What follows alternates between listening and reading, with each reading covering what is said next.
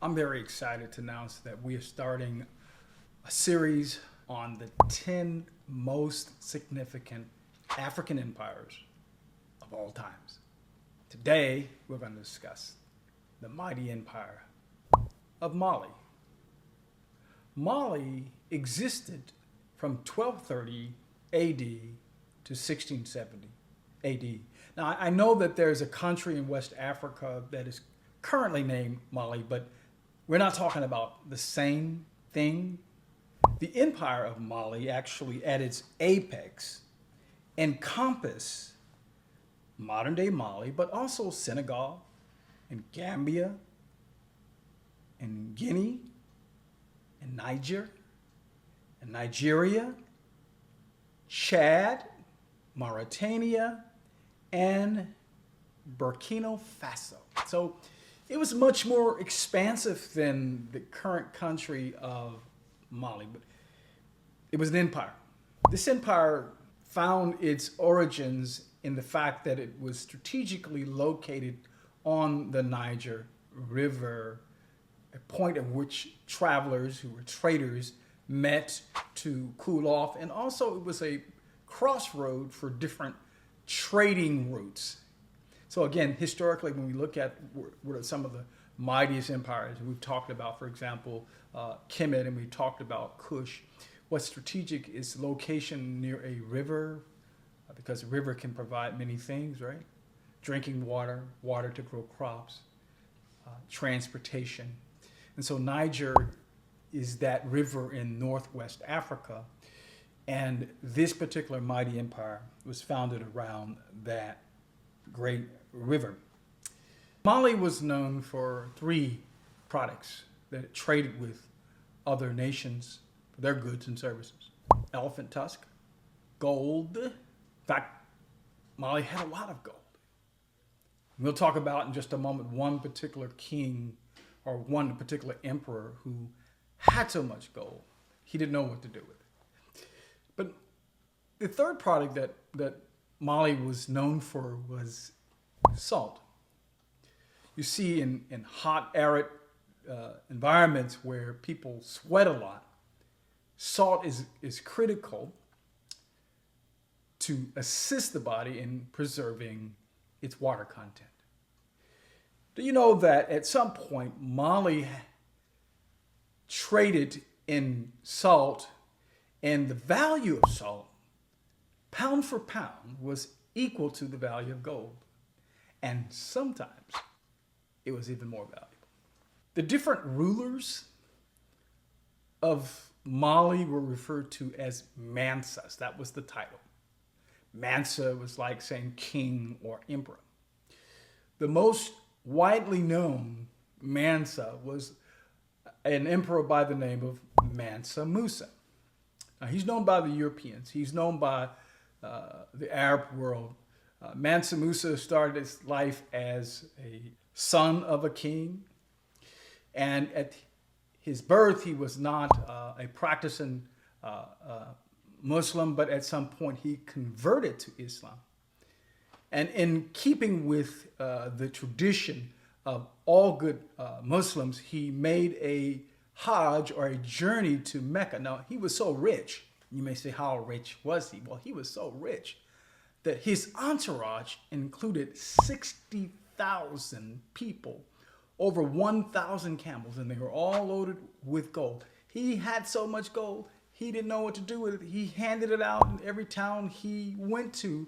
When he arrived at Egypt, he handed out so much gold in Egypt that it totally crashed their economy, and it took Egypt 12 years after Mansa Musa visited there to recover, because he just put so much money into the economy that it inflated the value of everything because there was so much gold.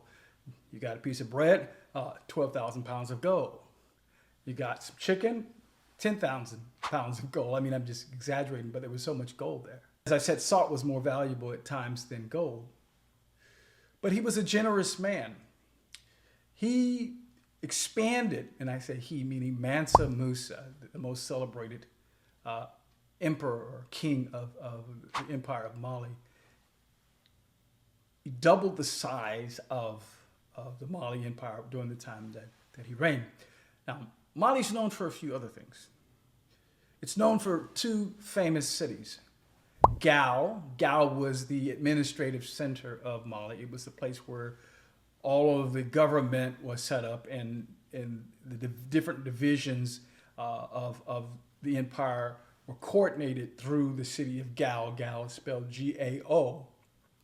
And Gao was actually discovered fairly recently in terms of history, and the walls of Gao are still in existence today.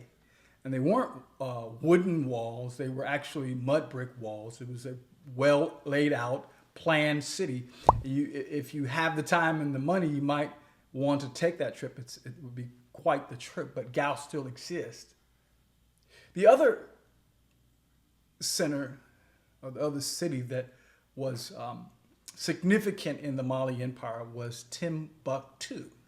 Now, I'm sure you may have heard this name before, and Timbuktu is a byword for some place in the middle of nowhere, but actually Timbuktu actually existed.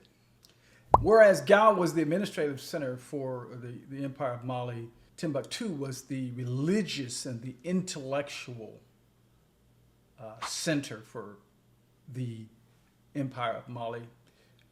The first university that was built on the continent of Africa was built in Timbuktu.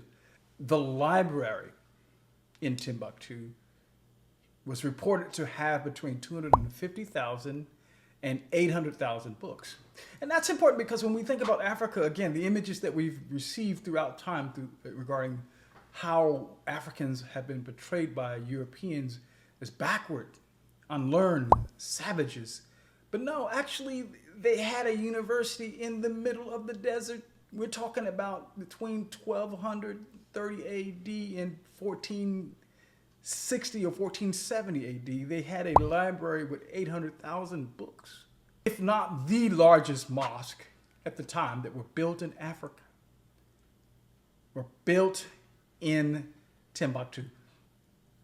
What Mansa Musa did is he built administrative buildings, he built religious buildings, he built buildings that just had different architectural designs. He brought in the best and the brightest minds from all around the Islamic world. They met.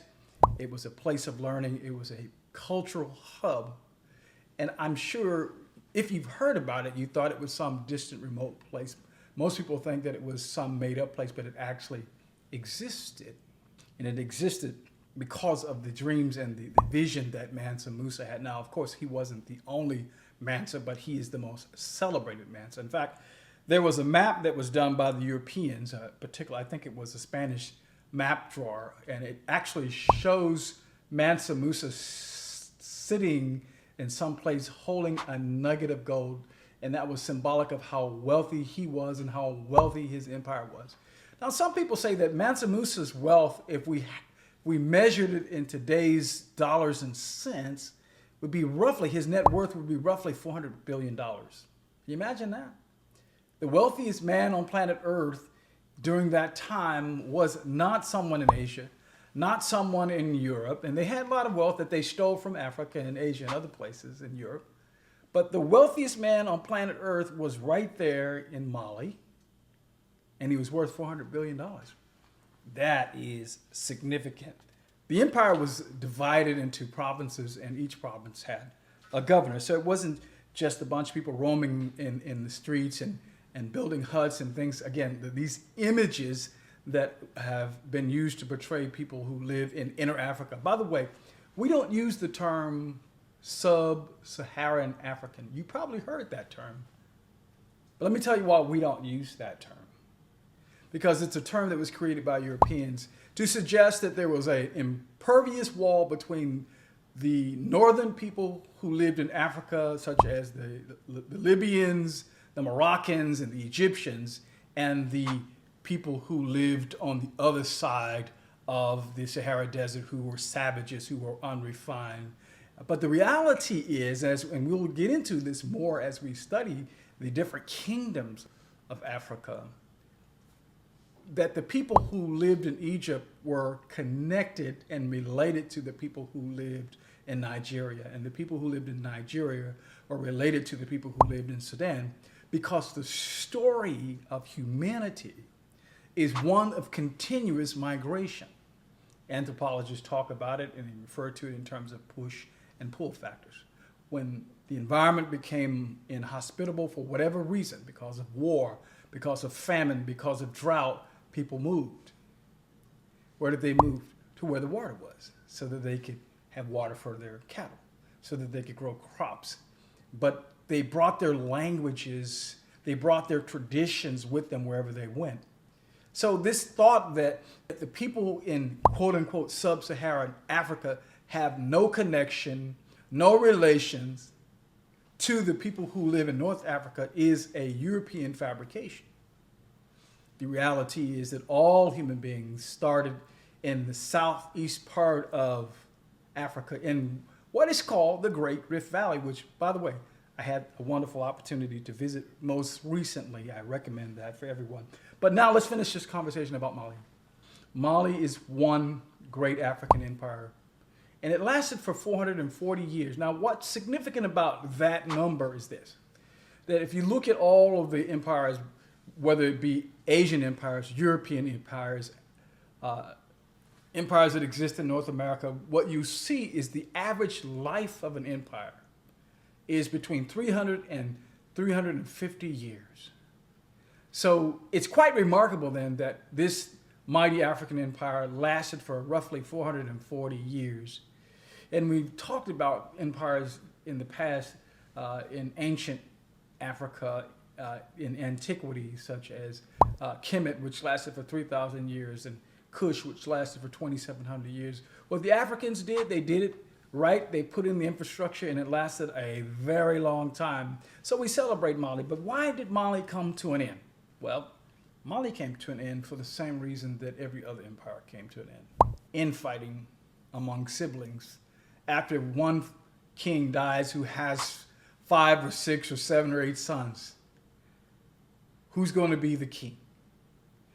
So, I mean, I think the thing that we should know about Africa is, in one sense, it's extraordinary, but in another sense, it's ordinary, just like all other human beings. Power corrupts, absolutely, and absolute power corrupts. And so there was issues of fighting, right? And whenever we are fighting, whoever we are, whatever empire, whatever nation we are, whenever there's infighting, that creates an opportunity for our opponents, for our enemies from the outside, to exploit our weakness, to exploit the fact that we are not paying attention. And that is what happened. That is what brought Mali to an end. Now, that's an oversimplification, but at the end of the day, that's what happened. But it was a great empire, and it did make a significant contribution to learning in its day. It was a place of learning. It was a place of cultural development and awareness. It was a place of trade. It was a world-class empire.